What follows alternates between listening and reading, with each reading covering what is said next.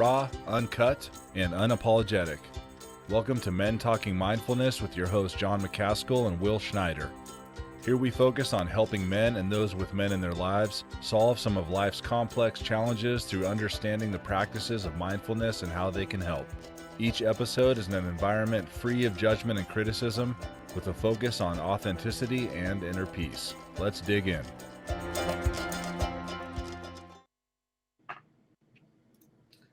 All right, failure. Failure has been one of the biggest teachers of my life. Failure has taught me lessons and given me experiences that no amount of money could ever buy.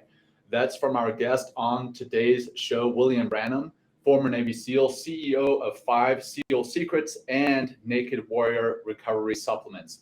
Hello, everyone. I'm Jon McCaskill. Welcome to Men Talking Mindfulness, or MTM, where each week my co-host, Will Schneider, and myself, we work to break down and demystify an aspect of mindfulness and make it meaningful to you. Today, we'll be talking with William Branum, and Will Schneider, my co-host, about the SEAL secrets, vulnerability, overcoming challenges, and growing and recovering. But first, I'm going to turn it over to Will for some announcements. Will, how you doing, brother? Great. Well, I'm doing well. Thank you so much. First announcement, everybody. It is Jon McCaskill's birthday over there. I think he's 45. So happy 45. birthday to our 45 to our co-host, Jon McCaskill. We'll have a little birthday celebration later in the show with William, who we're going to bring on in a moment. But first, a couple announcements. Hey, if you are looking to access, understand mindfulness, and deepen your practice of mindfulness, we still have openings for our Mindfulness Adventure Retreat in Durango, Colorado on September 16th to the 19th. This also includes, if you sign up for this retreat, a 4-week post-retreat integration program, which we're going to work virtually. So we're not just leaving you, dry with all these amazing epiphanies and insights from the retreat, but we're actually going to work for 4 weeks after the retreat so you can experience mindfulness on a deeper level and begin to weave it into your life. Instead of it being an idea, it actually becomes a way of being and an experience for you. And also, hey, you need help managing your money? Long Financial Group is here to help you maximize your money and make it work for you. Head to longfg.com and set up a call with EJ and his expert financial advisors who have been helping their clients maximize their money for over 25 plus years. You actually might remember EJ. He's been a friend of mine.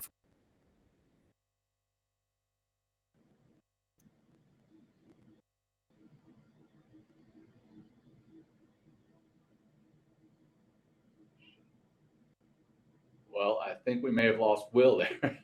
All right, so hey, it's Jon McCaskill here, and I'm just going to continue rolling until Will comes back. But hey, so what Will was covering was that EJ had been on the show. EJ Long, a financial advisor, we've had him on the show. Fantastic stuff. He's got 25 plus years in that world. Solid guy, and we'd love for you to, if you need help managing your finances, log on to longfg.com. So, all right, that said, we'll wait for Will to come on the show. We'll bring William Branum on the show now, and I'm going to go through your bio here. All right, let me go ahead and disconnect Will while he figures things out. William, welcome to the show. Thanks for having me finally. It only took like a year and a half to get on your show. Hey, man, you guys we're stay exclusive. Busy. We do, but it's I like it. Man. Look, what time is it out there in Hawaii? It's 6:40 right now. 6:40. Well, I totally planned on getting up earlier this morning, and I have no idea that my 5 o'clock alarm did not go off, or I just turned it off and don't remember it. So that's my excuse. The alarm didn't go off. The dog ate my homework. There you go. Well, hey, and there's Will back. He's back. So welcome back, Okay, Will. thank God. Oof. I know you're operating in a different place, so your connectivity may come in and out. But bottom line is I covered a quick down and dirty on Long Financial, brought William up on the show, and now I'm going to go through his bio. So William is a retired Navy SEAL and SEAL sniper instructor. He is the founder of Naked Warrior Recovery, a CBD company focusing on he is a public speaker and coach where he shares his 5 SEAL secrets and draws from his 26 years of experience in the SEAL teams to train CEOs and other high performers. From the battlefield to the boardroom, he teaches leaders how to lead like they are leading a SEAL team. He focuses on the culture of the organization to help turn employees into team members. So it's my birthday. All right. Let's get naked. Let's go. Yes, here we go, here we go. Whoa. Yes. Do I have to do that let's do the too? show. My microphone will fall out of my shirt. Hold on. That's not the kind of naked we're talking about. Oh, so we should keep shirts on, William? Is that, you don't do this like when you do like CEOs, they don't get naked? No? Well, it depends what CEO we're talking about. Oh, okay. So we should, okay, I'm going to put my shirt back on. All right. Teamwork. Team player stuff. Yeah. All right. Well, we'll spare everybody the. All right. You guys are boring. I'm just kidding. Oh, I can't even hear you anyway. No. All right. Wait, where'd you go? There we are. Okay. Thanks, guys. After ripping our shirts off. Wow, you guys did that fast too. You were ready to get naked. Oh, I know. That was impressive. Right. So, hey. It's like you could have a whole nother career, but you got to slow it down, I think. Yeah. I've always wanted to do Chip and Dale's. There's a cadence there. The cadence there, it has to be a little slower, I think. Right. I'm not 100% sure, but I'm. So, hey, William, if you haven't ever watched the show, the way that Will and I kick this off is we kind of bookend the show with a mindfulness or meditation grounding practice at the beginning of the show, and then another one at the end of the show. So Will's going to lead us off on that. We both need it again after ripping our shirts off. Hey, if you're listening to this podcast, you got to come back and watch this because, that was a super moment in time. I'm not wearing pants, by the way, just so you know. Oh, I do have pants on. Awesome. I'm going commando, if that means anything. Okay. I'm just kidding. All right. Hey, Will, why don't you calm us down, brother? Okay. Yeah. All right. We're all getting excited. 2 Williams and Jon and his birthday. This is a big day for us. Big day. All right, everybody. Yeah. Close the eyes if you can. Ground your hands, ground your feet. And let's just start with we're just going to do a 5-breath refresh. That's all we're going to do. Let's start with a nice exhale all the way out, emptying out of the mouth, and really pull your navel in and get all that breath out of your body. And take a big inhale through your nose. Feel that balloon filling bottom, middle, top of the chest, and exhale out your mouth. Good. 4 more. Big giant breath in. Keep going. Inhale. Exhale out. Good. Keep that chest open and up. Chin level. Inhale again. Exhale out.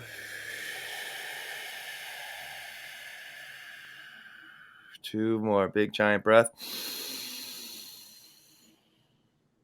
Push it out.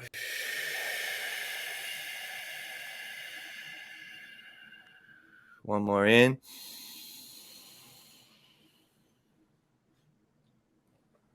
Exhale. Let's just come back. Stay for a moment. Just a few normal breaths in and out through your nose. But really trying to create a calm and peaceful experience of the breath. It's a way of getting into that deeper, calm, cooler, connected self just by slowing the breath down, being mindful of the breath, connecting to the breath, and using the breath as a tool for our transformation into peace, into more grounding, into that deeper connection to ourselves in this moment. And keep going.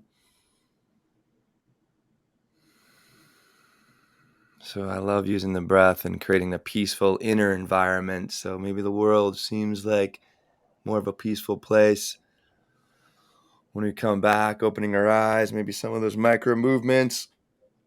William, I don't know if you should do some laps or something, to get woken up a little more. I don't know if you need that. William's come. You're in Hawaii, right, William? Just to be clear. Is that right? That's correct. In Hawaii. Yes, sir. Well, I am so happy that you're joining us from so far away. So thank you for being here. And let's jump right in. Jon, go for it, man. Or I can jump in. I have a question. I did a quick bio there, right, William? But that's your professional bio. Let's get to know you a little bit better for the audience. Why don't you give us a quick once-over of basically who you are and how you came to be right here, right now. Maybe going a little bit back into your childhood, your education, your family life, the Navy, and what you're doing since. Sure. Let's see. So I'm originally from a little town outside of Meridian, Mississippi. I was a very poor kid, free lunches and all that good stuff. A mediocre mindset. I've kind of discovered that I had sort of this mediocre mindset, which is interesting based off the job that we had and some of the things that I'm doing now. I didn't do that well in school, mostly because I can make all sorts of excuses. I didn't apply myself. I have ADD, which I found out later when I went to NICO later on in the Navy. I thought I was just dumb, but I always took the AP classes and things like that, mostly because that's where the pretty girls were. You gotta have no, it's got to be a reason for your education. So let's just make a good one. Heavily involved in the Boy Scouts. I was an Eagle Scout.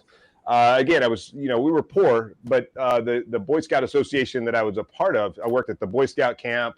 And then there was a national jamboree, and they paid for me to go to this national jamboree. And when I was a kid, I always knew that I wanted to be part of some sort of elite military organization. Not really sure what that was. I watched, John Rambo. I watched John Wayne. He was a Green Beret in Vietnam. Chuck Norris was in a movie called Delta Force where they're shooting like rockets off of dirt bikes. That was cool. That was cool. I still haven't had a chance to do that yet. Yeah, exactly. So I've always had I always knew I wanted to do something like Last of the Mohicans was an awesome movie. I could never wrap my head around why guys would stand on the battlefield like Civil War style, just facing one another with muskets. I'm I want to be the guy that's off in the tree line, shooting people, kind of outflanking. And so that was always my mindset as a kid. And then I went to this national jamboree and I met this other kid who was yeah, I'm going to be an F-14 Tomcat pilot when I grow up. I'm going to go to the Naval Academy and I'm going to be a Navy SEAL. And I was like, oh, that's cool. What's a Navy SEAL? And he explained the whole thing to me. And I was like, yep, that's what I want to do. I came back from that jamboree.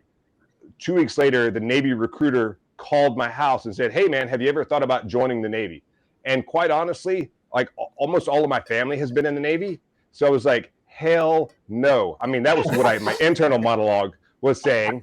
But I was like, but I want to be a Navy SEAL. Is there any way I can become a Navy SEAL and not join the Navy? Nope, that's the route you got to take. So I went down to the recruiting office. They showed me a really cheesy video. And my goal was to become a Navy SEAL, go to the Naval Academy, which I completely forgot about till right now, and become an F-14 Tomcat pilot. I got 1 out of 3. But it still was not it wasn't an easy transition there. My grades weren't good enough to do the whole college thing in the Navy, or at least that wasn't my focus. My hearing was not good enough to become a pilot, so that was already out the window. They're like, oh, you have to I grew up shooting guns and loud lawnmowers and stuff like that, and my hearing was already terrible when I joined the Navy, and it just got worse from there. So I joined the Navy in the delayed entry program.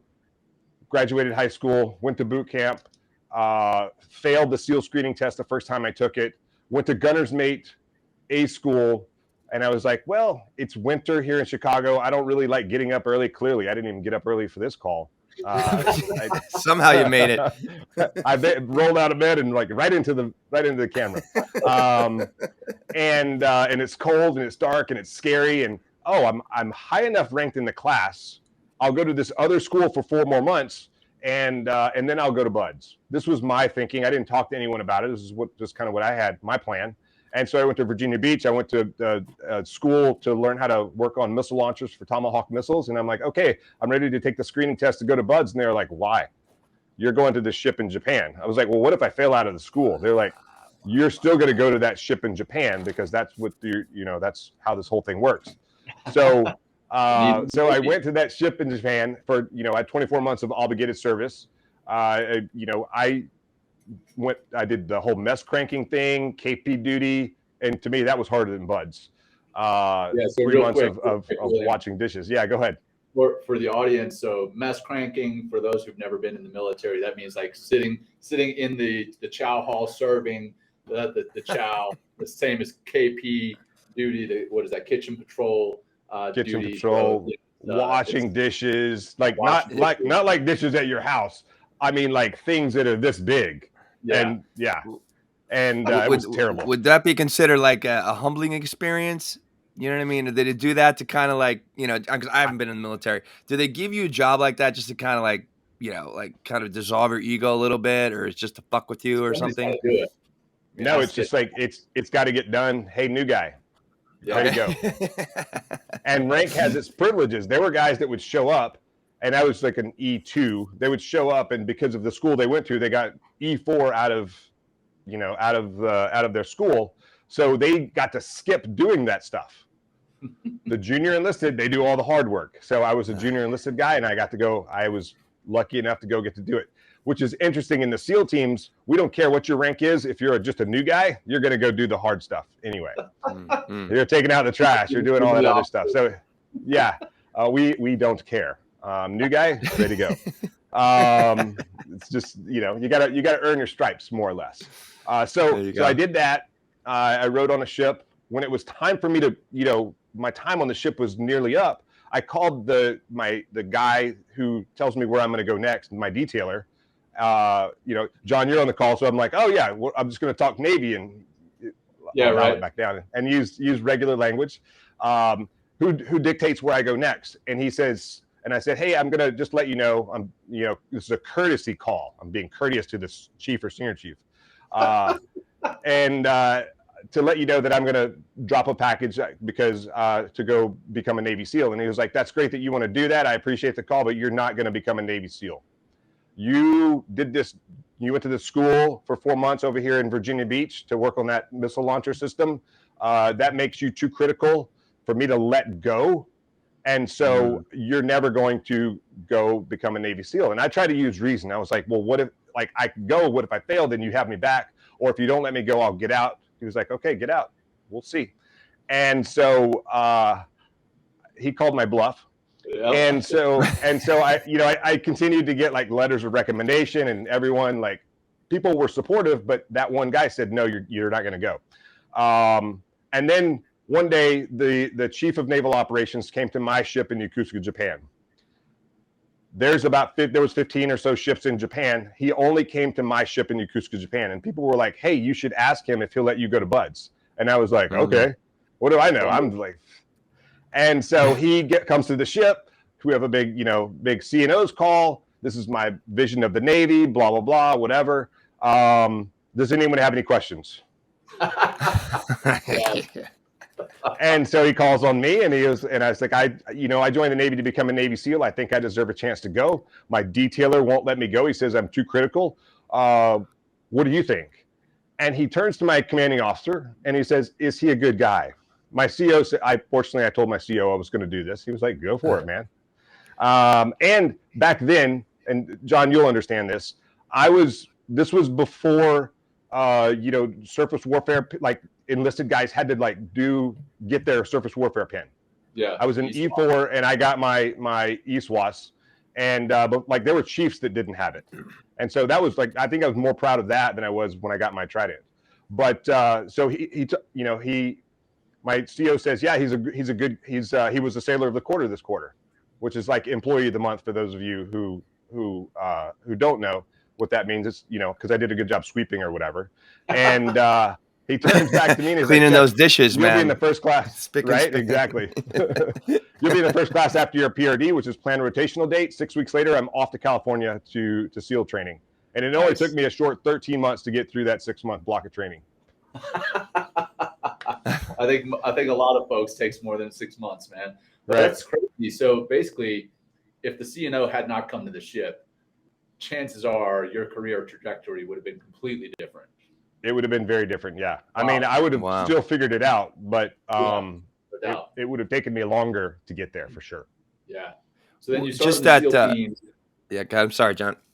Yeah. So you served in the SEAL teams for the remainder of your career. What are some of the things you did? Then once you got out, how did you get to where you are doing Naked Warrior Recovery in the 5 SEAL teams? So it's interesting. Like John, you and I share some SEAL teams. We were probably at some of the same teams at the same time, and just not knowing it, just sort of crossing paths in the darkness. I started off at Steel Delivery Vehicle Team 2. I did 5 years there. I went from there and I taught sniper school for a while. I came back and I did, I was actually teaching sniper school when 9/11 happened. I was the senior sniper instructor on the ground when 9/11 happened. I was a new-ish E6. I didn't know that much. And I wasn't the senior guy. I just happened to be the senior instructor. And Dave Johnston was the OIC, and he was off. They were trying to accredit the course, bring it under the center, and make it like make it official Navy course. And so he was off doing that. And so I was the senior instructor, and then 9/11 happened. And then I was like, and then guys are like, what are we going to do? What do we need to do? Turn it to me. And I'm like, bro, I don't know. I don't, like, you're more, like, they're all more senior to me.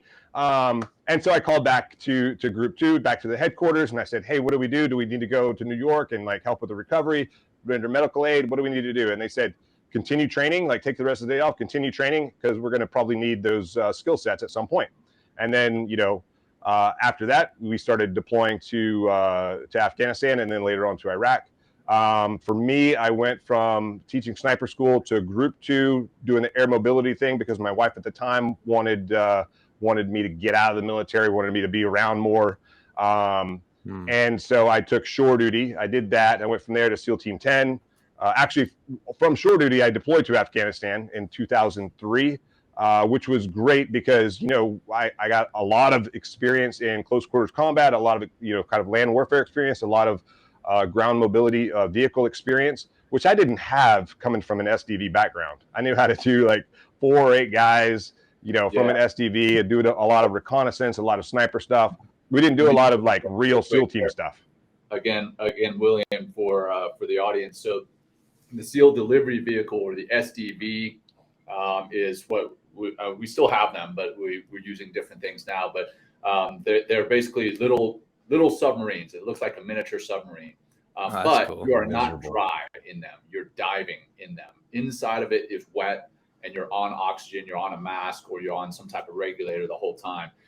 It's one of the few mission sets that the Navy SEALs and the Navy SEALs only do.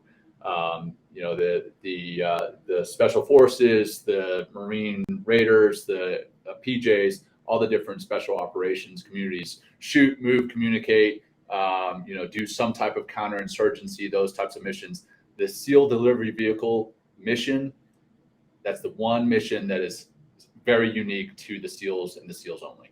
So real quick, sorry, just wanted to throw that out there. Yeah, no, it's all good.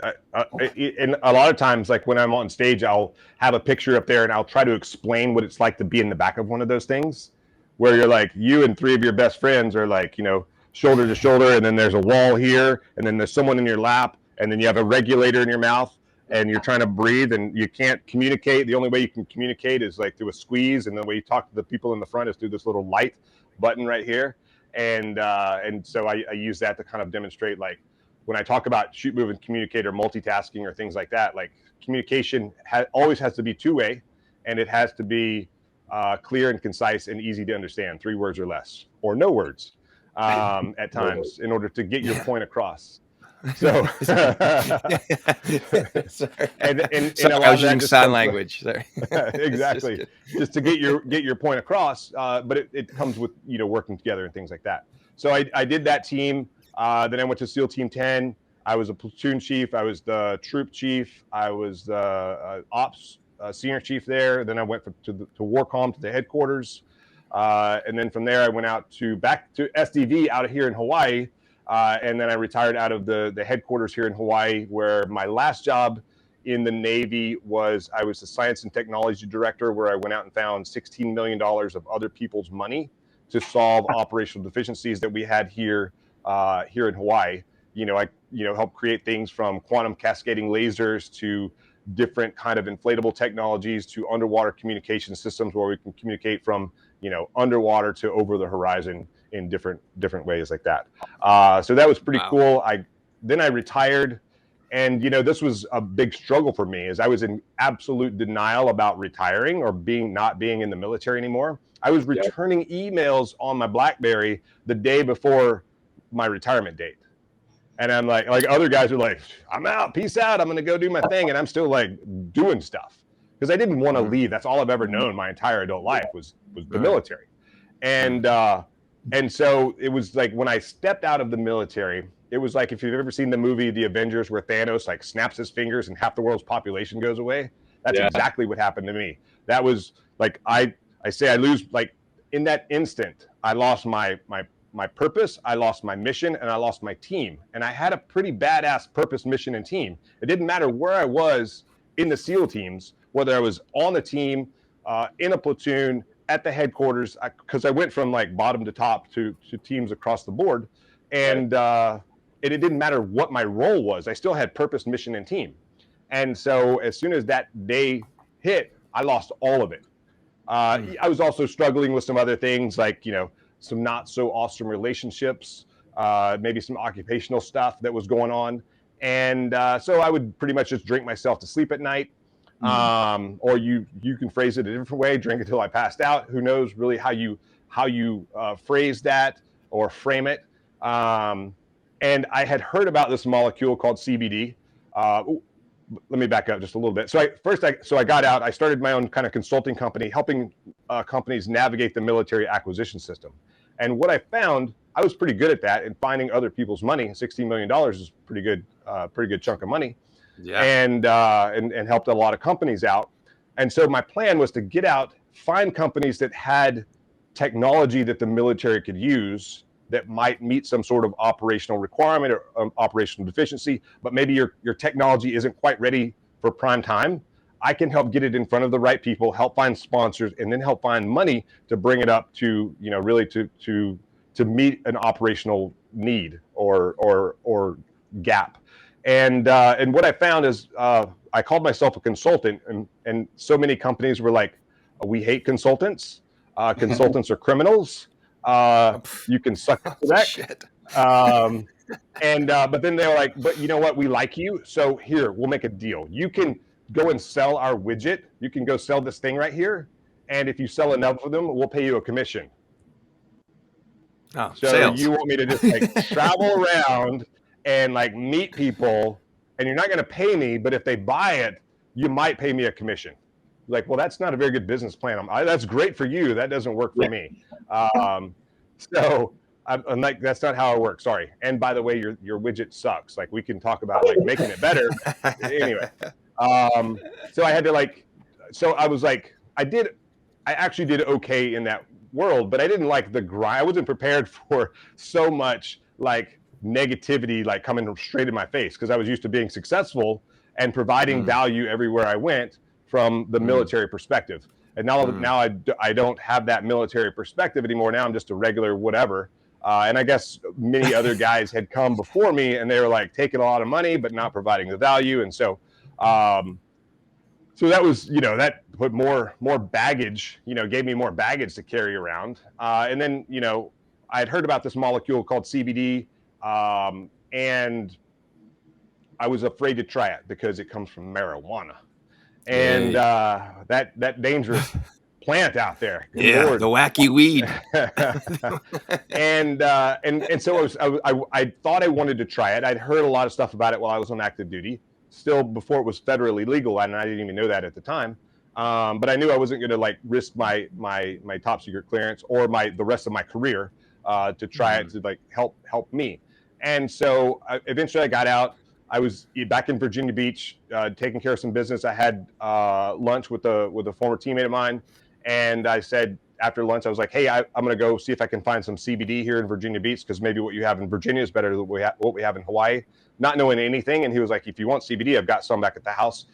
So some companies gave him some bottles. He gave me a bottle, and maybe that night I slept a little bit better, and maybe I was a little less pissed off the next day. Not really sure, but I finished that bottle, not really noticing any any giant changes in my life. But when I did a little bit of looking back at where I was and who I was, is, I like to say that water boils at 212 degrees, and I was probably living my life at like 210 degrees. So it didn't take much for me to hit that boiling point. And so, but I noticed over time, I went from like 210 to 205 to 200 to 195 to 190, maybe 185. I got out of that red zone and more of kind of an orange zone. And just what I noticed is my fuse just got longer. And so and then I ran out and I started getting closer to that boiling point, and like aches and pains that I struggle with every day were like coming back more. And it was interesting. That wasn't the things that I noticed that were, I noticed that things weren't as bad, but I only noticed that when they started getting bad again. And so, and I was like, maybe CBD was like some sort of placebo thing. I have no idea. So I tried a different brand. I had similar results. I'm like, I want to be a part of this industry somehow. And so I was at a business conference. I met someone in the CBD industry, and I said, hey, I wanted her to hire me because I'm still looking for my purpose, my mission, and my team. And so, but she wasn't ready for that. She was like, so do you want to do A to B, B to B, or B to C? And I was like, I don't know what that means. I want to do C, B, D. So she was like, okay, why don't you just start your own CBD company? And I said, I don't know how to do that. She said, you are a Navy SEAL. You can figure it out. And I asked her for my man card back politely, and she gave it back to me. To never give up again, I put it back in my pocket. And so I started researching the industry. I found it's very dirty. So our mission, so I was like, okay, I'll Google how to start a CBD company. And so, so I started Naked Warrior Recovery, primary mission, highest quality CBD on the planet. I partnered with, extremely high quality suppliers. They were leading the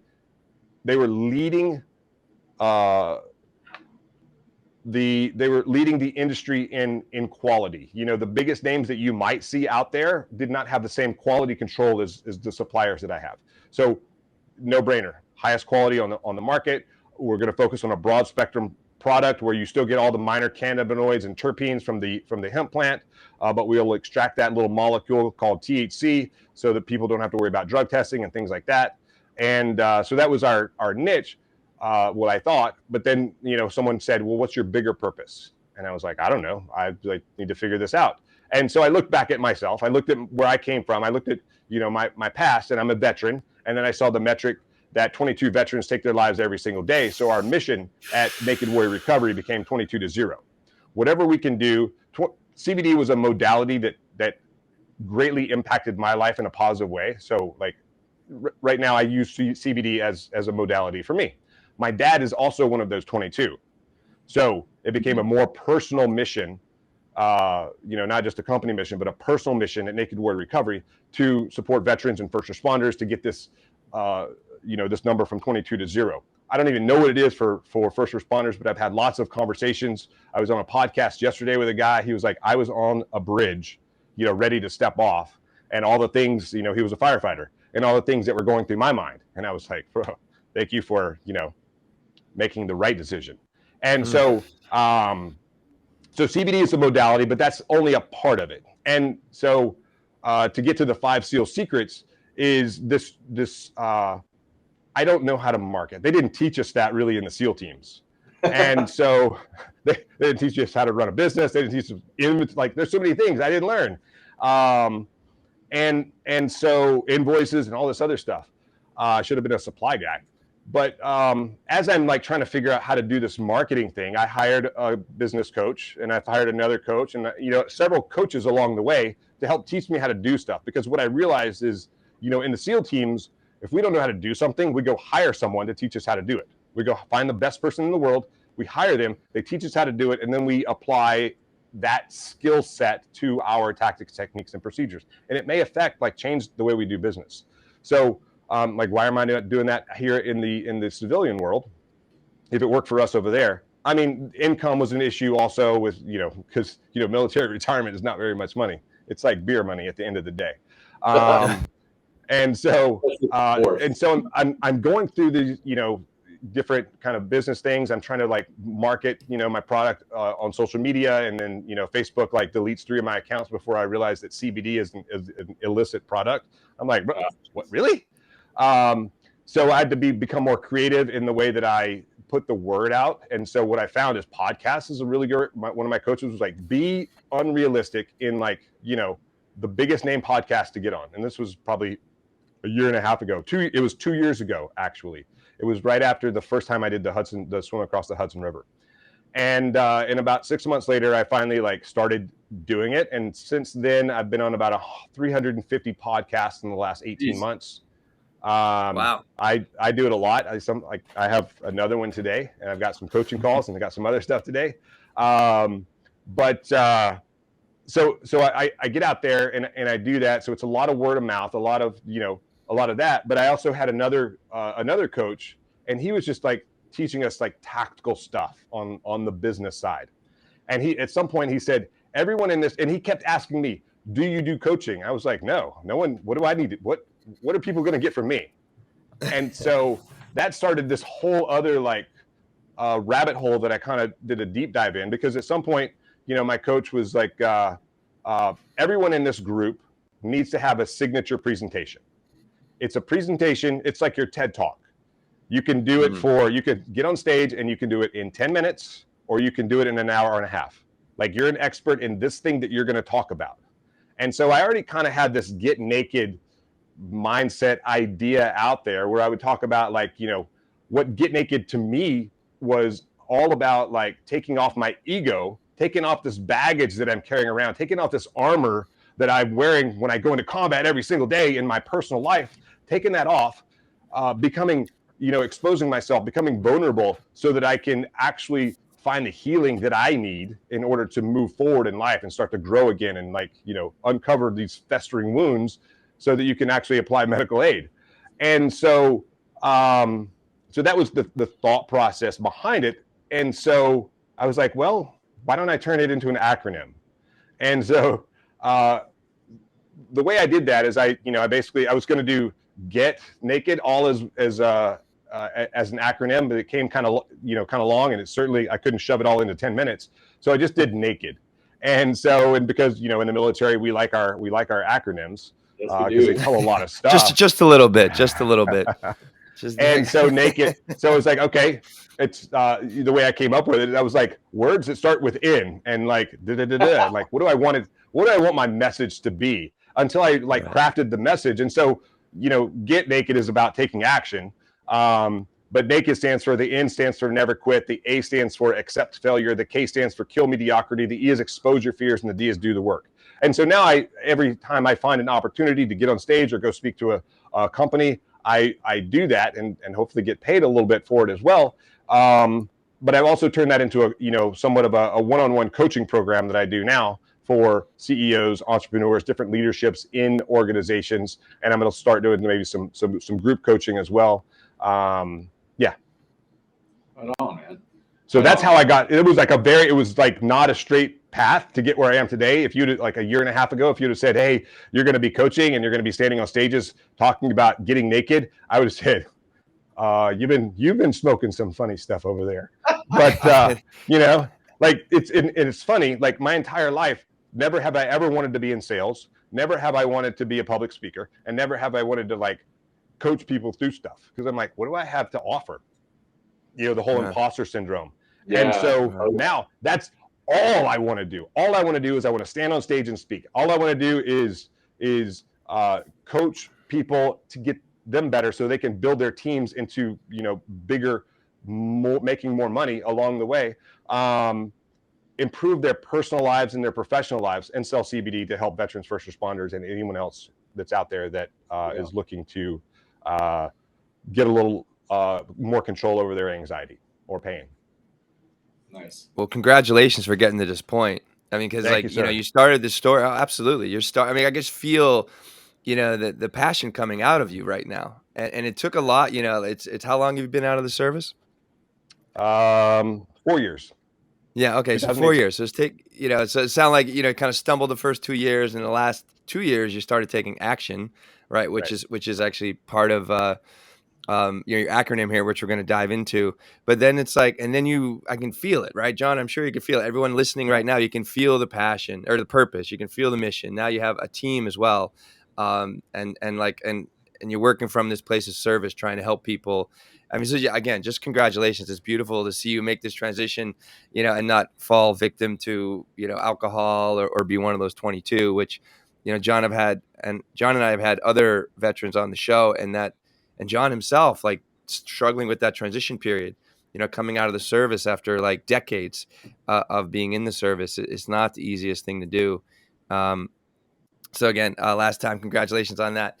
And where should we get, John? Let's, I think, why don't we, I want to break down those ingredients, but I thought it'd be nice just for our audience to talk about or to hear, like, why is vulnerability mindset and actually living it, like, why is it so powerful? And also maybe start with why is vulnerability like so scary for most people? I thought would be in your experience. Is that for me or for John? No, I'm sorry. That's for you. And that's for you. I'm sorry. That's for Will. Yeah, that's for our guest. Sorry. So I think, for me, I've never, I say I grew up like kind of with a mediocre mindset, but I also had this mindset of like, I don't want to, I was picked on a lot as a kid, I think. I don't want to appear weak in any way, like mentally weak, physically weak, or anything like that. And then I joined the SEAL teams. Again, you don't want to show weakness there because they could eat you for lunch. It's also, but there's also a good part of that where you have, these young guys like me as an older senior enlisted guy. I would still try to beat the young guys in everything that we did. In part of that was holding them accountable, bringing them up to whatever level I was at. But also, if I ever slipped, they would hold me accountable very, very quickly. And so that was, I think that's a great culture to have in an organization where you're bringing one another up and you're holding one another accountable to meet the mission and meet the expectation of that everyone expects of you. And it wasn't until, and I'm not gonna say his name, but I remember there was a senior enlisted guy in the teams that was like, "Hey man, I'm struggling with some stuff, so I'm gonna go to a shrink and talk to him about it." And I was like, "You're gonna die. You're never gonna operate again. They're like gonna like take your clearance. You're screwed." And it didn't happen that way. It was, he had a very good reputation in the teams, and he was operating again. And I was like, "What happened?" And so that was my first real like glimpse into someone being vulnerable and saying, "Hey, I need help," like raising my hand. And what I found over time is it takes so much more courage and bravery to ask for help than it does to just sit there and wallow in your own mess. So it's interesting. And then, I still struggle with that. I'm much better now about asking for help or asking to come on a show or whatever. Normally I would never not really do that, but I've had to take my ego off a little bit and ask for help. And someone said once upon a time, I think it was on a, what's that, like online, it was an app on your phone, community space. It was only audio. I forgot the name of it. You guys know Clubhouse. Clubhouse. Yeah. So I was on a Clubhouse channel and there was a girl that was like a mindfulness something person. And she was like, "So how do you feel when someone asks you for help and then you can provide them value?" And I was like, "I feel pretty good." She was like, "So why are you robbing that joy from someone else helping you?" And I was like, "Dude, why you got to be like that?" Yeah, it's a great shift. So it's something that I always go back to and I think about, like, it's okay to ask for help because you're actually helping someone by asking for help. Yeah. And you're helping yourself. And then ultimately you're going to be better for it. And the people that you work for or with, or the people that work for you are going to be better for it as well. So, I mean, I don't really understand why vulnerability has always gotten such a bad rap when the benefits of it and showing it are so huge, personally, professionally, for you and for those that you surround yourself with. It's incredible what it can do. And I think some of it also is, who do I trust? Like there's a trust factor that goes into being vulnerable as well. Like I'm not just going to be vulnerable to anyone. Like I have to trust you in order for me to be vulnerable to you. And so I'm also part of an organization called Man Made, where we help men become men again. A lot of times on that kind of vulnerability side is if you I think some of the thought about it is, if I show weakness, then I'm no longer a man. If I have to ask for help, I'm no longer, like, I've lost my manhood. I've lost my masculinity. And there's this whole culture out there about attacking toxic masculinity, whatever that is. I think there's just assholes out there. Masculine is an asshole. There are women who are, have a lot of masculine energy. They're not toxic. That's just the way they're wired, and that's fine. Masculinity isn't toxic, and we have to remove that whole thing. That's not masculinity. That's just assholeness. And so get rid of the assholes and have masculine and feminine, people in the world. Right. Yeah, we've talked about that quite a bit on the show. Toxic masculinity, what that is, what it isn't, and the fact that toxic masculinity, just like you said, doesn't actually exist. Masculinity exists, and then toxicity exists. Whatever that is, if you're forcing your beliefs on someone else, if it's femininity, if it's masculinity, if it's your religion, if it's your politics, if you're forcing those beliefs on someone else, that's where it becomes toxic. So I love it. Basically, if you're an asshole, you're toxic. It's not because you're masculine. It's not because you're feminine.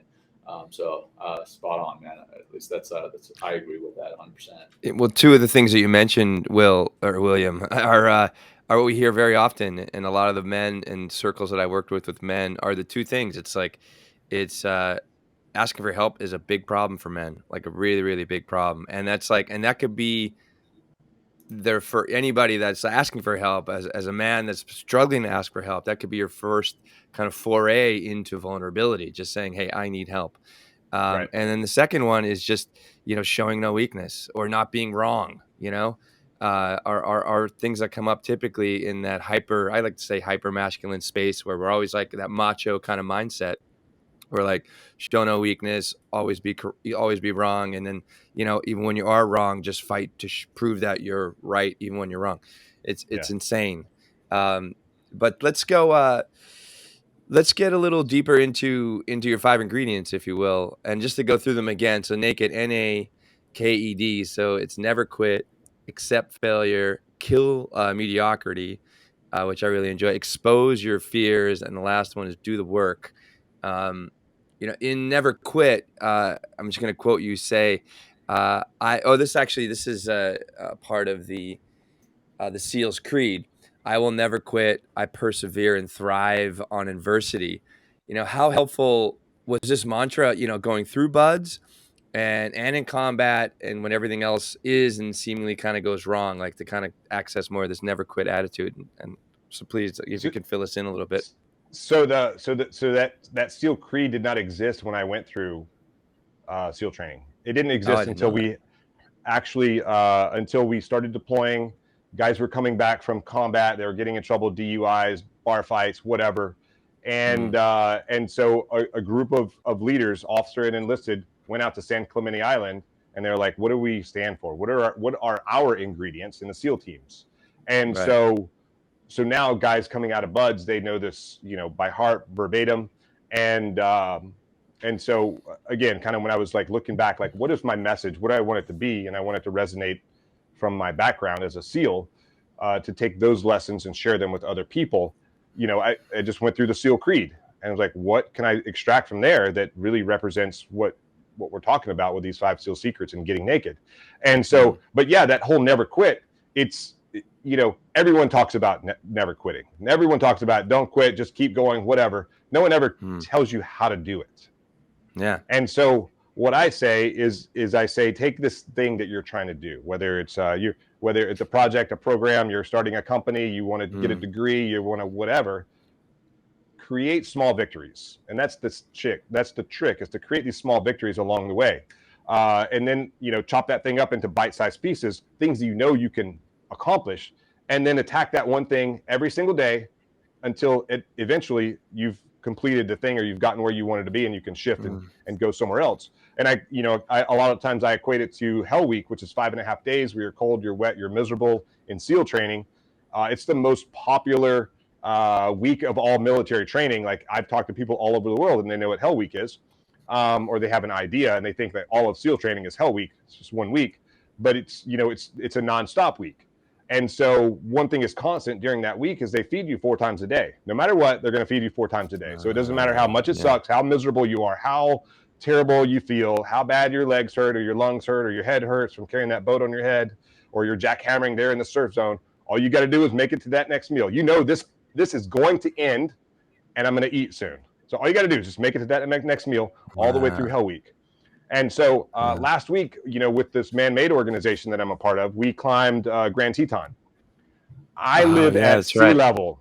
I live at sea level. That was 13,300 feet. We did it in 18 hours round trip from parking lot to summit back to parking lot. And so when we got to altitude, I was suffering. Everyone else that was there, they live in Wyoming, so they're already they have an advantage of breathing thin air all the time. And so I'm in pretty good shape, and I was struggling. I was like, one more step. They're like up there. I'm like, I just got to make it to where they are. Okay, I just got to make it. So I was just creating those small victories. And let me tell you, that was hard. And it was hard on the way up. It was hard on the way down. And the guide that we had was a stud. Go ahead. So I just got to put a plug in for my buddy Andy Reese, who I'm challenging in the half Iron race. He lives in Houston, which I don't know, probably 400 feet above sea level, and I live here in Colorado Springs at 7,500 feet. So Andy, this is a little plug for you, man. I'm coming for you in October. Yeah, Andy, breathe out of a straw when you run. Yeah, because that's what it's like. And we should talk. Oh, he's an army guy. No, he's an army guy. Like we gotta, Yeah, I'm maybe I can see the ocean, so I'm for sure at sea level. I'm above sea level, but not very much. But so that was it was like one more step, one more bend, just one more. And the guy that was it took us 18 hours. The guy that was leading us, the fastest he's done it is 5 hours, 8 minutes, and 20 seconds. Holy cow. Round trip. The guy has a diesel engine with a never-ending fuel tank. He drank like a quart of water the whole time. I drank like 2.5 gallons, filling up in little springs and stuff and electrolytes and all this other stuff. And I'm like, he's like, man, you pee a lot. I'm like, yeah, I'm hydrating over here. I'm trying to make it through this thing. And so there was a ton of lessons just from that experience alone. And then, the next 2 days we sat down and we did something hard. And what was really cool from that is, and I'm off subject a little bit, but what was cool from that is immediately Josh, the guy who we should totally bring on the podcast. I'll make the introduction. Yeah, please. His dad was like, okay, what lessons did you learn? I slept 1 hour the night before. We started climbing at midnight. We finished at 6 p.m. And now we're eating dinner, and you want to talk about lessons learned. Okay, here's some lessons. And so, but it was cool. It's like a debrief. You finish AAR, you finish an op, you come back. Doesn't matter how tired you are, you do the debrief right away, and then you take care of the rest of business. We at least took a shower, and he made dinner, and we got after it. But that's really what the never quit is about, is just creating those small victories along the way until you get where you want to go. Yeah, and that's a way also what I've learned is kind of managing the ego a little bit, because the ego is going to be like, oh, it's taking too long. You're gonna be really easily frustrated. You're going to be battling with your lack of patience, but having these little victories, along the way, one step at a time. I actually worked with this one particular system where instead of a 1 year goal, it's 90 days, and you can definitely manage and be more strategic and feel more satisfied working in this 90-day paradigm instead of something like a longer year. I mean, you can still work for that year, but you can chunk it and reverse engineer into 90 days, 3 months, and even getting more granular into the month, into the week. And then after that week, put all that time in and you go back and kind of reflect on what you've accomplished, right? And it's just it keeps you motivated. So I like that, these little steps, these little moments of accomplishment, just to kind of keep that mojo going and to keep yourself motivated. So awesome. I love the never quit in Naked. John, we'll go to the next one, or you want me to jump in on that? Let's talk about accepting failure, and how important that is, that A in Naked, accepting failure. So 100%. Yeah. So like you read at the beginning of the show, failure has been the biggest teacher of my life. You can tell me how to do it, and I can go do it, and I'm not sure if that's quite right. I got to try it my way to make sure. or there's so many other ways that I failed. Failure is a good thing. I was talking to someone about this one day, and she was like, most people try to hide their failures. I put my failures on a wall, like one of these plaques. Like, there's so much failure in like the knowledge and the stuff that is going on behind me. Like, failure is what equals success. I look at failure as like creating this foundation. You have this wall that you're trying to get over. I failed. Pretty soon, the foundation is so deep, I can just hop over the wall, or it's a rung in the ladder. It's however you want to kind of think about it, whatever meme you can make out of it. Those failures, like, I am not a naturally gifted athlete. I'm not naturally smart. Nothing in my life comes from natural gifts. Like the guy that took us to the top of the mountain and back, he has natural gifts, but he also feeds into those gifts and makes them better. I got none of that. I'm just like struggle the whole time. All right, fail. Oh, dude, I did it. And people are like, oh, you like that was so easy for you. No, let me show you where I started. Like, it's been 4 years for me to get to where I am today. Failure, success. I mean, there are different levels of success. But I mean, I think it's, like, for me, kind of going back to that small victory, when you guys were like, okay, we got time for you in 3 months. I'm like, okay, awesome. Those are big, but it was like, there was so many failures along the way, but part of those failures were like, okay, another podcast, refine what you're going to say, refine how you think about stuff, be asked hard questions that you might not have the answer to make you go back and think about how you would answer that question the next time. But failure, like 100%, is by far my biggest teacher, hands down. And I think like combat swimmer, like when you dive underwater and all you have to navigate where you're going to go is a compass, a depth gauge, and a watch. The watch is to tell you how long you've been swimming in a certain direction, and how hard you kick. And so if you don't trust the things that the tools in your hand, you're going to fail. And so I had to fail a lot before I would actually trust that compass is telling me exactly where I need to go.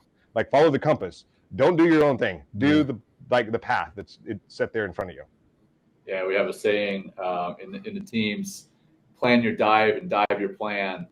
And that's basically have a plan and try to stick to that plan as best as possible, because very often people will get freaked out and immediately divert from the plan when they could have stuck to the plan and they would have had success. But the failure and fail and then succeed, and people just see that succeed. It always reminds me of that meme that I'm sure everyone has seen. It's like the iceberg, and the iceberg is just barely sticking out of the water, and that piece that's sticking out of the water is what everyone sees. That's the success. But everything else that iceberg is built on is underneath that water that nobody sees, and it is that failure and trying again. And that's what we've got to do. So you've got to accept failure. There's a great talk that I've listened to where it's Arnold Schwarzenegger talking about it. He's like, hey, you can't be afraid to try. You can't be afraid of failure, because if you're afraid of failure, you're not going to do anything. I love the accept failure part of Naked, NAKED. Well, failure and success are like two sides of the same coin. I mean, you can't have success without failing, right? And you can't fail. Right. If you fail enough and you keep showing up. And I think what's really key, what you're saying, William and John, you got to learn. You got to go back and reflect. Like, how can I do things better? Like, and take all that. Like, I've embarrassed myself tremendously throughout my life, in order to have the experience, kind of have a trial by fire kind of way of doing things. Because I knew, like, as I get through that fire and on the other side, I knew it can never get as worse than that. And I just kept stepping up, like you said, and getting better and growing. It will. But you also. All right. Today is one of those days where we are having issues with connectivity. We're having issues with all sorts of things. But you know what? The show is raw, uncut, and unapologetic.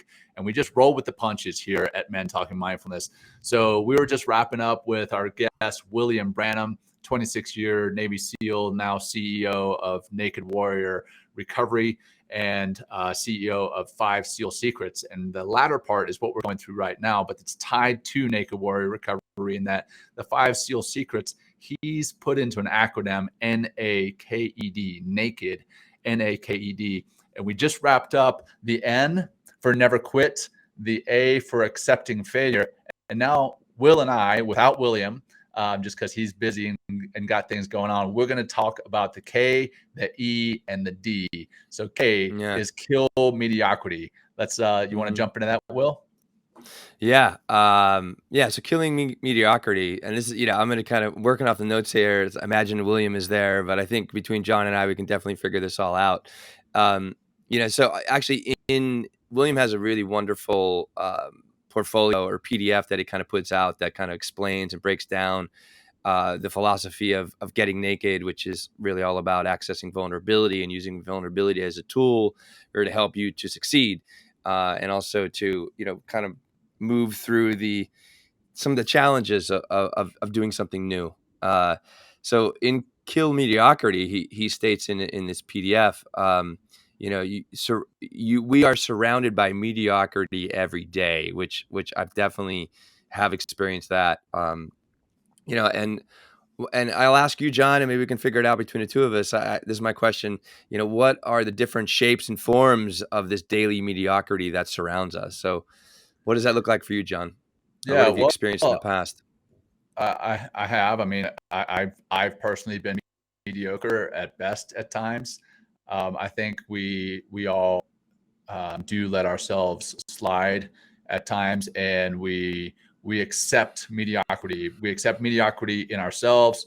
We accept mediocrity in those that we work with. We accept mediocrity in our relationships on both ends of the relationship, ourselves in a relationship, what we give and what we get from a relationship. And I think where William's kill mediocrity comes into play is that we need to just take a step forward and do something about it. That's how you kill mediocrity, is you get started. There's often, and it comes back to, some of the goals that we were talking about before, how we're overwhelmed by goals. And William talked about breaking those goals down into little digestible chunks. And I talk about that in some of my keynotes as well. The fear of getting started keeps us in that mediocrity, the fear of doing something. And then once you just get started, you become exceptional pretty quickly, and you become more exceptional every day that you put in an effort, whether that's in physical training, whether that's in mental training, meditation, mindfulness, whether that's at work, or whether that's as a family member, a father, a husband, a mother, daughter, whatever. There is exceptionality to be had, but it takes taking that first step. So that's what it is to me. Yeah, one thing that when I read this particular part, I think really is super key is what is influencing you in a negative or positive way. And a lot of that comes down to, we've said it many times before, and I'm sure you've heard it, whoever's listening out there, like you're the average of the 5 people that you spend the most time with. And if you're around people that are always complaining, that are just always mediocre, or living through mediocrity, not maximizing their time and there's this opportunity that we have in this human form, if you will, to really go out and do something great. Because we all have that ability, but this is a really big key, the mediocrity, because, I know the people that, and I've fallen into this trap too, people that live through mediocrity are typically complaining and, playing the victim and never taking that step forward. Right. Victimhood, right? It's just like, well, because just think William could have played that card forever of coming from a very poor upbringing. And it's like, oh, the world is shitty. I grew up this way. I'm never going to, and he could have just complained his way into a meager and mediocre existence. But instead he took some first steps. He started to ask for help. He needed to ask for a lot of help. Jon and I needed to ask for a lot of help in order to get where we are today, and also accessing that aspect of vulnerability, which is, it is such a powerful resource, that vulnerability, and then taking that step forward and asking for that help. One thing that helped me, Jon, was getting very clear about who, and William talked about this, who you can trust, right? Who can you trust, right? That is going to hold you accountable to say, I'm going to get up at 6 o'clock in the morning and go for that run, or I'm going to get up at 6 o'clock and write 1,000 words for my book. Right? And also, who can you trust when things don't go so well? And just like we said earlier, when you begin to access and experience that failure, and who can you talk to, right? That can help, like, sort out your mind a little bit and encourage you to take that next step instead of, like, playing more video games or going and having that next drink or something like that. So those are things that come up with me for mediocrity. And it's really like, who are you surrounding yourself with? But it's not just the people. It could be like, what media are you continually intaking? Is it just like fun Yeah. doom scrolling and Mm. like wasting your time with that? Or are you like using these devices like YouTube? Like, I watch surfing and basketball videos and wonderful animal stuff. All that my Instagram is tailored to continually inspire me and motivate me and get you out and see great things.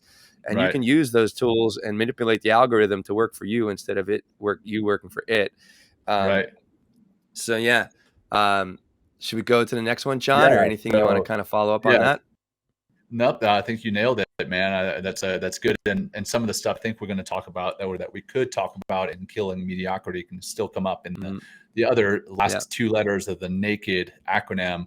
E is for exposing your fears. And William in his document says the best way to expose and overcome them is to do things that scare you.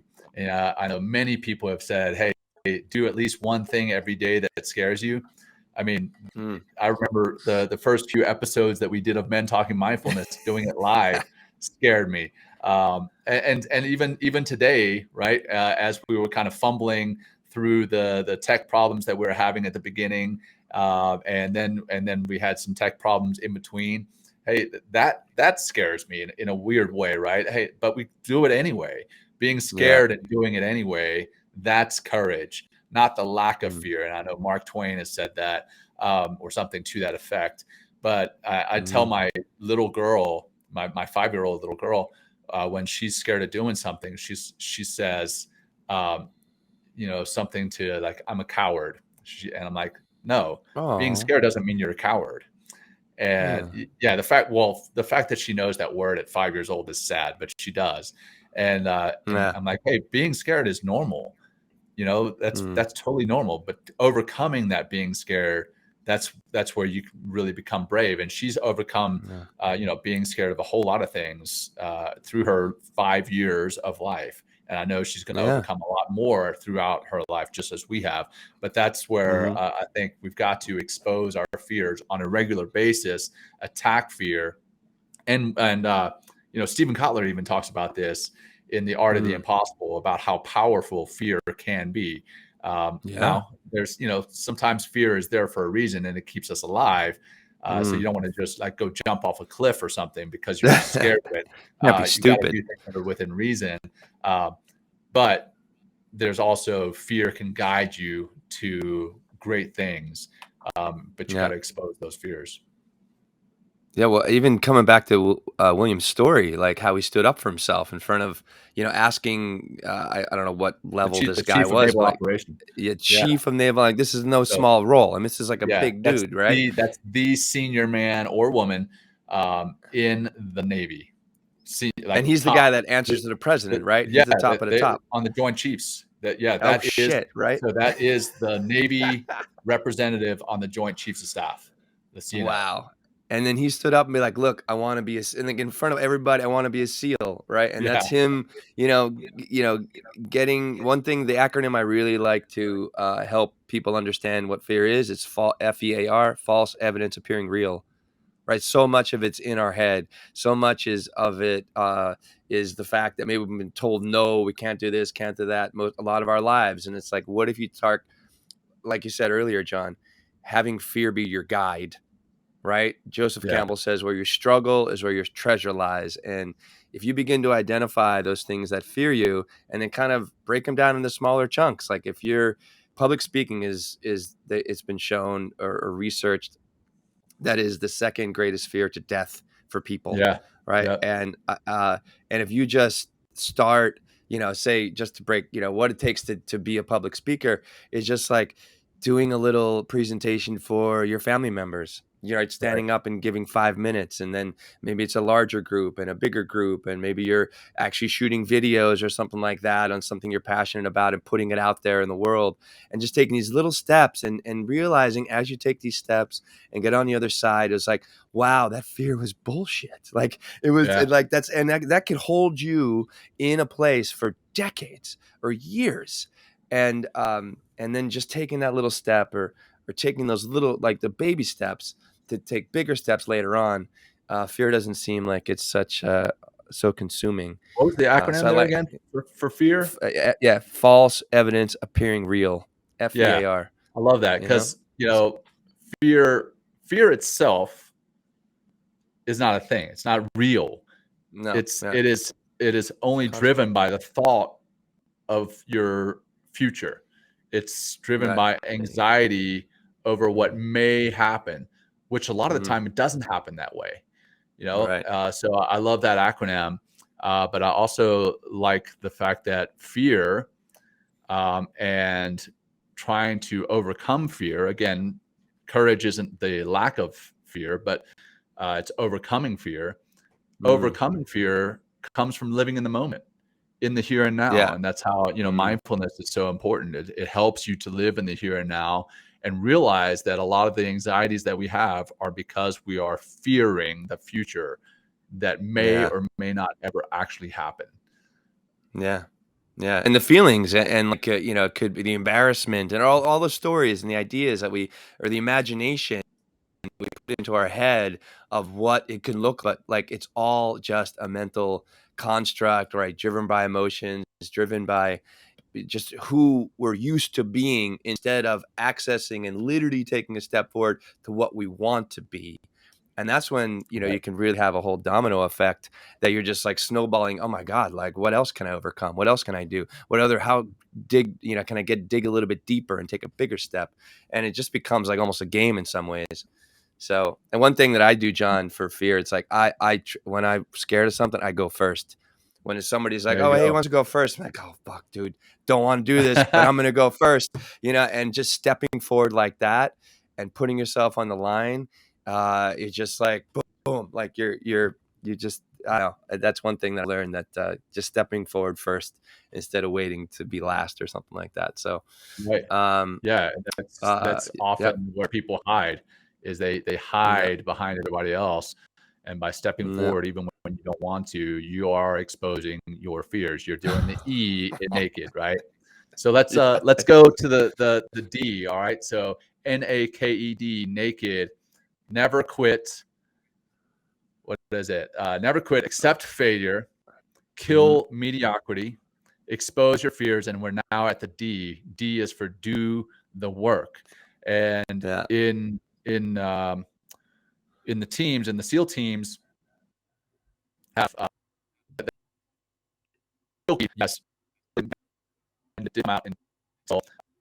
later in his career. I would argue that it's not formally until in his career, but that mentality has existed for forever. And there's a saying that we have in the SEAL team, and William breaks this down in his 5 points. Earn your trident every day. The trident is the little emblem that we wear on our chest. It's everywhere. It's on every book these days. Like that's written by a Navy SEAL. Every movie, you probably know what it looks like. But you have to earn that trident every day. And by earning that trident, what we mean is you got to wake up in the morning and attack the day, do the work.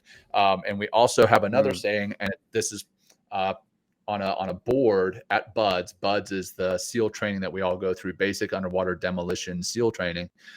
There's a board that says the only easy day was yesterday. Yeah, I love that. It sounds kind of silly, but it's true, or at least it's a mindset in that, hey, yesterday is gone. Yesterday's gone.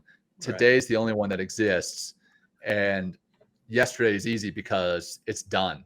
No matter how hard yesterday was, it's done. So now yesterday is easy, and that's the only easy day. Every day moving forward is tough. Let's see. We got looks like William may be back. Let's see. I'm seeing chat here from our EA in the background. I don't see him though. That's But all good. anyway, I'm just going to keep continue. going about Yeah, continue. do the work, And Yeah. it's like, what he also says is like, I was getting, my question for him was, can you elaborate on, doing the work seldom has instant gratification. And this is something that I feel it has always kind of been part of our existence, like that kind of that need for instant gratification. But what's even exacerbated this need for instant gratification is social media and like all the dings and, all the dopamine drips we get from all these different, whether it's text messages or likes on, whatever kind of social platform you're on, and like always trying to get that instant gratification, where if you're really deep in the work and you're really on a mission that, nothing comes easy. I mean, they say like in order to really get to a very successful place at a new entrepreneurial or a new business, it's going to take like 7 years. There he is. And hey, you're back. And today is one hell of a show, man. We're going all over the place here, but we're having a lot of fun with it. And hey, we were just wrapping up with your naked acronym. We just got to the D. That sounds terrible, but we're at the letter D. You got the D. You're welcome. Well, here's my question, William. Welcome back. Thank you. If I can, yeah. So, hey, you guys were doing a great job, by the way. I was listening and I'm like, I don't know how to get in. Hello, can I get it back in? Oh, perfect. Well, thank you, William. I appreciate that. So here's my question to you. And I was kind of speaking to it. I love to hear your take on this. Obviously, it's like, you say in your PDF, in your as you describe what naked means, can you elaborate on doing the work seldom has instant gratifications, and why does instant gratification kind of fuck us, if you will? Yeah, I mean, we're, as a society, as a culture, as technology is so awesome, technology also makes us weak. It makes us mediocre, kind of like killing mediocrity. And we get used to like kind of the TikTok mindset. We get used to that instant gratification. You can order, ice cream from Amazon and have it delivered to your house in 2 hours or less, or whatever. Like we have this thing, that we like carry around, and it can do all sorts of great stuff for us, but it also makes us weak. It makes us just like entitled. And that entitlement is, one of the things that will destroy us as a society if we just continue going down that road. There's Maslow's pyramid of hierarchy, and we all live at the top. And when we're at that top, there's only one place to go, is down, if we're not careful. So we have to continue to do that work to stay at the top. If you want to stay at the top, you got to continue to do the work. It's like, what I was talking about earlier, like climbing that mountain, you got to keep going all the way to the top. There's no instant gratification. It would be awesome to just be dropped off at the top. And I was like, dude, I'm up here, I'm looking down at helicopters. I'm looking down at birds. Like, only time I'm ever this high up, is when I'm jumping out of an airplane. So no one wants to like do the work to get to the top of the mountain. And so there wasn't that many people out there doing it, but it required tenacity. It required grit. It required like pushing my body more than I wanted to push myself to get to that mountain. That was work. That was doing the work. And I wasn't going to get the rewards for being dropped off at the top. I wasn't going to get the personal rewards. I wasn't going to get anything else if I didn't actually get out there, train for it, still suffered the entire way up, and do the work, and forget about that instant gratification of being dropped off at the top of the mountain. Yeah. And by doing the work and doing the hard things, you begin to develop, like you talk about mindset, you begin to and also realizing that it's the resistance, embrace the suck, right? By embracing that suck, you develop this inner courage, you develop more of this way of doing things and a mindset of doing things, like, you know what, it's going to be tough, but I know because of all the experience and history I have from all the hard things I've done, like I can get through it, right? And plus, like you're saying, William, with vulnerability, it's like I can ask for help, right? I mean, what a fucking thought, right? Like, because if I get stuck, that could be help like someone physically picking you up and moving you forward, or that could be someone helping you with some concept you don't understand, on that path, whatever that is. But doing the hard things are what's going to get rid of that mediocrity for sure. And it's going to just begin to develop an inner constitution and develop a mindset that it's just like, I'm capable of anything that I put my mind to, that I can have patience and be strategic and move forward. So yeah, and you know, all these five, I call them the 5 SEAL secrets, and you can get them at the website 5SEALsecrets.com. Put your name and email in there, and I'll just email you. It comes directly from me, from my email address. You know, it's that PDF that I sent you guys of the 5 SEAL secrets, and kind of breaks it down the way you guys are talking about. But you know, all of these 5 secrets, they're interchange. They all go together. It's like, it's not like you only do one thing. Like there's a lot of times where like one thing will resonate more than another thing, like expose your fears or kill mediocrity or whatever, or never quit. Like one thing will resonate more than the others, but they all go together. And if you can incorporate all of them into your life every single day, you'll be pretty much unstoppable. You'll be naked. You'll be getting naked. Yeah. There you go. There you go. Well, hey man, I've really enjoyed this show, even with all the snafus. But hey, we are getting naked right here on this show by, you know, flexing and rolling with the punches and having a lot of fun with it and growing from it. So William, thanks so much for being here with us, man. How can people find you? I know you just told us about the 5 SEAL Secrets website. How can people find you or find out more about your speaking, your Naked Warrior recovery, if they want to know more? I think for speaking and all that other stuff, go to 5SEALsecrets.com. Again, just put your name and email address in there. But if you're interested in CBD, go to nw-recovery.com. Someone hijacked my website last night, like that homepage. It was weird. Like, really? It was like Japanese, like a shirt with a bunch of Japanese writing. I was like, what is this? And then it went away.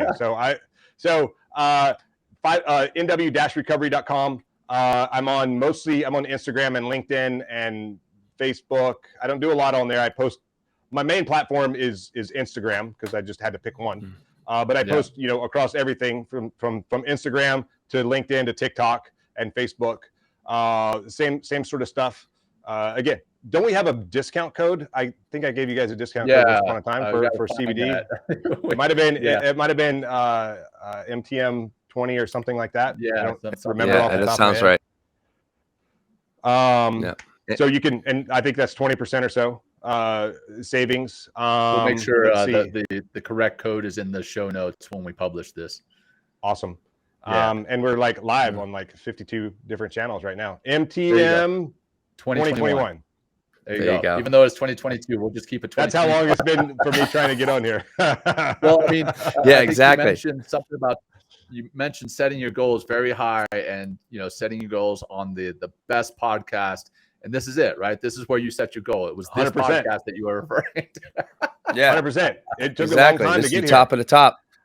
And I'm like, can't we do the bro thing and get here earlier? Nope, we're growing. We're like, no, dude, we're exclusive. And I'm like, that's awesome. I'm so stoked for you. Can I sneak in there for something? I'm asking for help over here. Let's wrap it up, man. We'll wrap it up. Like I said, we bookmark the show with a practice. We end it with a practice, or start it and end it with a practice. So hold on, before we do that practice. Yeah, really quickly. Will. Yes. Did you sing Happy Birthday yet? No, we haven't. Goodness. We got to do it. You ready, William? Here we go. Ready. Happy birthday to you. Happy birthday to you. Happy birthday, dear Jon McCaskill, Navy SEAL Commander. Happy birthday to you. Men Talking Mindfulness. There you go. Yes. There you go. Happy birthday, Jon. Happy birthday. That was something. That was something else. That's why you let me. That's why I had to get back in. I'm like, I don't know how to get back in. Yeah. I was texting on the back end, Jon, like, yo, William, we need to fucking do birthday for Jon. Happy birthday. Oh man. So I'm not sure if I'm in the right mental. I'm not sure if I'm in the right mental space to do the grounding practice, but I'm going to try it. Well done, Except guys. Failure, my friend. Except failure. Thank you for that. All right. So let's go ahead and get into a comfortable space, a comfortable and safe space, and position, whatever that looks like for you. And then we're just going to do a quick box breathing exercise.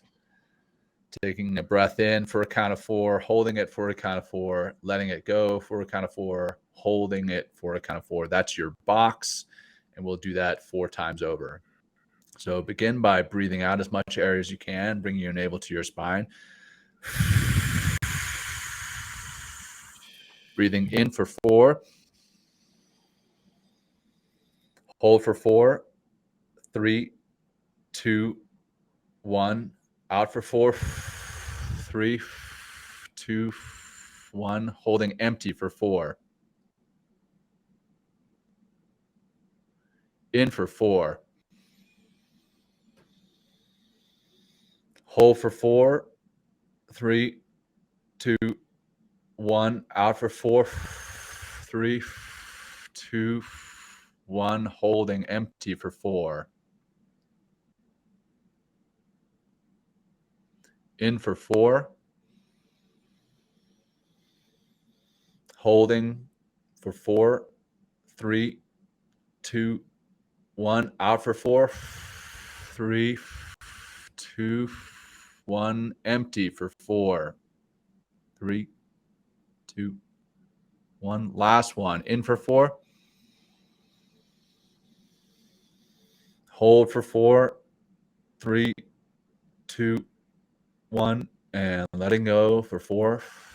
3, 2, 1. And empty. 4, 3, 2, and 1. And start to bring yourself back into this space this time, and move your head around, stretch your neck, and blink your eyes open if they were closed.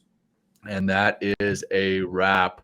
Again, William, thanks so much for being here, man. Even with all the tech glitches, that was we 100%. worked through it. Hey, thanks for carrying the water when I had to step away. And Oh, yeah. No worries, man. Absolutely. Well, it's been a pleasure. And for our listeners, thanks for bearing with us as we kind of splice these 2 shows together, and we make it happen. We make it work.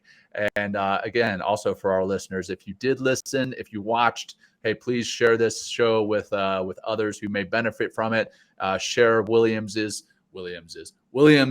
websites and his companies. He can help you out if you're a corporate team. He can help you out if you're an individual with the Naked Warrior recovery supplements.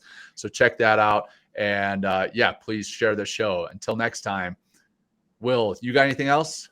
Your end? You know what? Hey, if you need some financial help, longfg.com, our boy EJ Long out there. So make your money work for you. Hit up EJ Long and find out what you need to do in order to make it happen. And William, I really appreciate you coming. And all this, 4 years later, you're going to make a massive contribution to the world. Such a pleasure. And we'll have back sometime, man. Awesome. So thank you everybody for very listening. And peace, everybody. Have a great one. Peace.